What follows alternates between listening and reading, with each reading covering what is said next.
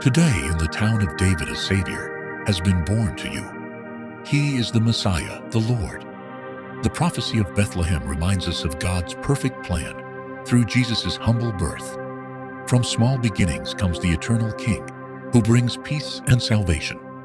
Rejoice in His sovereignty and faithfulness.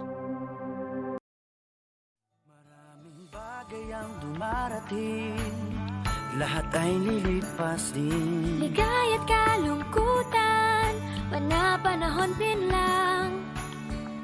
Iisa ang tumatagal, tunay na pagmamahal. Sa pag-ibig na taglay, lahat ay mahihigtan.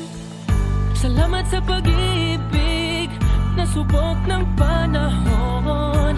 Dala nito'y liwanag lalo na sa ngayon. Tuwing Pasko, mas ramdam mo gama sa ating tinig ang init ng pag-ibig. Na na na na na na na na. Thank you for the love.